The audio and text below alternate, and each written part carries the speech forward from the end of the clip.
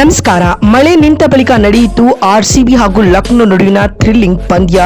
ಕೊನೆ ಓವರ್ನಲ್ಲಿ ನಡೆಯಿತು ದೊಡ್ಡ ಹೈಡ್ರಾಮಾ. 100% ಗೆಲ್ಲುವ ಪಂದ್ಯವನ್ನ ಕೊನೆಯಲ್ಲಿ ಸೋತಿತು ಆರ್ಸಿಬಿ.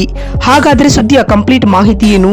ಅಷ್ಟಕ್ಕೂ ನಿನ್ನೆ ನಡೆದ ಆರ್ಸಿಬಿ ಹಾಗೂ ಲಕ್ನೋ ನಡುವಿನ ಆ ಥ್ರಿಲ್ಲಿಂಗ್ ಪಂದ್ಯದ ಕೊನೆ ಓವರ್ ಹೇಗಿತ್ತು ಗೊತ್ತಾ?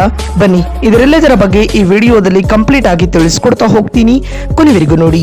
ಆದ್ರೆ ಅದಕ್ಕಿಂತ ಮುನ್ನ ನೀವು ಕೂಡ ಆರ್ಸಿಬಿಯ ಅಪ್ಪಟ ಅಭಿಮಾನಿಗಳಾಗಿದ್ರೆ ಈ ಕೂಡಲೇ ವಿಡಿಯೋಗೊಂದು ಲೈಕ್ ಮಾಡಿ ಮತ್ತು ನಮ್ಮ ಚಾನೆಲ್ಗೊಂದು ಸಬ್ಸ್ಕ್ರೈಬ್ ಮಾಡಿ.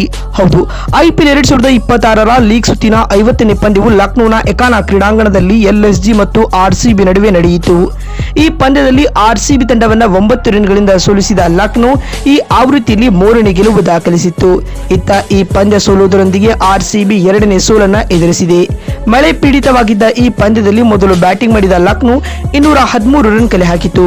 ಈ ಗುರಿಯನ್ನು ಬೆನ್ನಟ್ಟಿದಂತ ಆರ್ಸಿಬಿ 203 ರನ್ಗಳನ್ನು ಬಾರಿಸಲಷ್ಟೇ ಶಕ್ತವಾಯಿತು.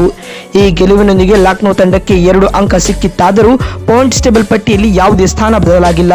ಇತ್ತ ಆರ್ಸಿಬಿ ಈ ಪಂದ್ಯ ಸೋತರೂ ಕೂಡ ಅದು ಕೂಡ 3ನೇ ಸ್ಥಾನದಲ್ಲೇ ಉಳಿದುಕೊಂಡಿದೆ. ಮತ್ತು ಮಳೆ ಬಾಧಿತವಾಗಿದ್ದ ಈ ಪಂದ್ಯವನ್ನ ತಲಾ 19 ಓವರ್ಗಳಿಗೆ ನಿಗದಿಪಡಿಸಲಾಯಿತು. ಅದರಂತೆ ಮೊದಲು ಬ್ಯಾಟಿಂಗ್ ಮಾಡಿದ ಲಕ್ನೋ ಸೂಪರ್ ಜೈಂಟ್ಸ್ 19 ಓವರ್ಗಳಲ್ಲಿ 3 ವಿಕೆಟ್ ನಷ್ಟಕ್ಕೆ 209 ರನ್ಗಳ ಬೃಹತ್ ಮೊತ್ತವನ್ನ ಪೇರಿಸಿತ್ತು. ತಂಡದ ಪರ ಮಿಚ್ ಮಾರ್ಷ್ ಕೇವಲ 56 ಎಸೆತಗಳಲ್ಲಿ 9 ಬೌಂಡರಿ ಹಾಗೂ 9 ಸಿಕ್ಸ್ಗಳನ್ನ ಒಳಗೊಂಡಂತೆ 111 ರನ್ ಗಳಿಸಿದರೆ ನಿಕೋಲಸ್ ಪೂರನ್ 38 ರನ್ ಗಳಿಸಿದರು. ಇನ್ನು ಕೊನೆಯಲ್ಲಿ ಅಬ್ಬರದ ಇನ್ನಿಂಗ್ಸ್ ಆಡಿದ ನಾಯಕ ಪಂತ್ 10 ಎಸೆತಗಳಲ್ಲಿ ಅಜಯ 32 ರನ್ ಗಳಿಸಿ ತಂಡವು ಈ ಮೊತ್ತ ತಲುಪಲು ಸಹಾಯ ಮಾಡಿದರು. ಇತ್ತ ಆರ್ಸಿಬಿ ತಂಡದ ಪರ ಜೋಶ್ ಜಲ್ವುಡ್, ಕುರ್ನಾಲ್ ಪಾಂಡ್ಯ ಹಾಗೂ ರಸಿಕ್ ಸಲಾಂ ತಲಾ 1 ವಿಕೆಟ್ ಪಡೆದು ಮಿಂಚಿದರು ಸ್ನೇಹಿತರೆ. ಮತ್ತು DLS ವಿಧಾನದ ಪ್ರಕಾರ ಈ ಪಂದ್ಯವನ್ನ ಗೆಲ್ಲಲು ಆರ್ಸಿಬಿಗೆ 19 ಓವರ್ಗಳಲ್ಲಿ 213 ರನ್ಗಳ ಗುರಿಯನ್ನ ನೀಡಲಾಗಿತ್ತು. ಆದ್ಯಾಗೂ ಈ ಗುರಿಯನ್ನು ಬೆನ್ನಟ್ಟಿದಂತ ಆರ್ಸಿಬಿ ಕಳಪೆ ಆರಂಭವನ್ನ ಪಡೆದಿತ್ತು. ಮೊದಲ ಓವರ್ನಲ್ಲಿ Mohammed Shami Jacob Bethell ರವರನ್ನ out ಮಾಡಿದರೆ ನಂತರ ಪ್ರಿನ್ಸ್ ಯಾದವ್ 2ನೇ ಓವರ್ನಲ್ಲಿ ಕಿಂಗ್ ಕೊಹ್ಲಿಯನ್ನ ಡಕ್ಔಟ್ ಮಾಡಿದರು. ಈ ಪಂದ್ಯದಲ್ಲಿ ಯಾದವ್ ಒಟ್ಟು 3 ವಿಕೆಟ್ಗಳನ್ನು ಕಬಳಿಸಿ ಗಮನಾರ್ಹ ಪ್ರದರ್ಶನ ನೀಡಿ ಲಕ್ನೋನ ಗೆಲುವಿನ ನಾಯಕರಾದರು.